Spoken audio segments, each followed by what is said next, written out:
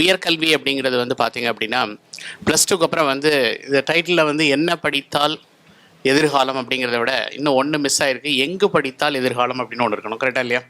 So basically வந்து நம்ம என்ன வேணாலும் படிக்கலாம். டிகிரி வந்து அது என்ன டிகிரி படித்தாலும் இப்போ இன்றைக்கி உயர்கல்வியில் என்ன நடக்குதுன்னா எந்த துறை எடுத்தாலும் நீங்கள் எந்த கல்வி வேணாலும் சேரலாம். ஏன்னா இப்போ வந்து இந்தியாவில் பொறுத்த வரைக்கும் நம்மளோட கிராஸ் என்ரோல்மெண்ட் ரேஷியோ அப்படின்னு சொல்லுவோம். அதாவது ப்ளஸ் டூக்கு அப்புறம் வரக்கூடியது வந்து மொத்தம் 28.4 தான் வந்து இந்தியாவில் வந்து உயர்கல்விக்கே வர்றாங்க.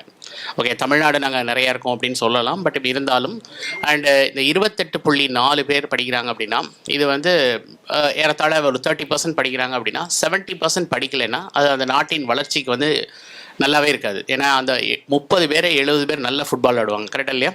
அதான் நடந்துட்டுருக்கு நம்ம நாட்டில். அதனால் கல்வியை பொறுத்த வரைக்கும் எனக்கு வந்து இந்த most populous country India, China இந்த மாதிரி கண்ட்ரிலெல்லாம் என்ன கிடைக்குதோ அது நல்ல இடத்துல என்ன கிடைச்சாலும் எடுத்து படிச்சுட்டு உயர்கல்வியில் வரும்பொழுது நீங்கள் என்ன வேணாலும் வள்ளுவர் வந்து கல்வியை வந்து அழிக்க முடியாத செல்வம் அப்படிங்கிறத மட்டும் தான் நம்ம எடுத்துக்கிட்டோம். நம்ம என்ன மறந்துட்டோம் அப்படின்னா வள்ளுவர் கல்வியே செல்வம் அப்படிங்கிறார். கரெக்டாக இல்லையா? செல்வம் எந்த ஃபார்மில் வந்தாலும் நீங்கள் ரிஜெக்ட் பண்ணக்கூடாது. இப்போ எனக்கு இந்த கோர்ஸ் தான் பிடிக்கும், இந்த கோர்ஸ் தான் நல்லா இருக்குது அப்படின்லாம் நீங்கள் நினச்சி வந்தீங்கன்னா, நானும் சார்லாம் படிக்கும்போது எங்களுக்குலாம் இந்த கோர்ஸ் படி அப்படின்னு சொன்னாங்க, நாங்கள் போய் படித்தோம்.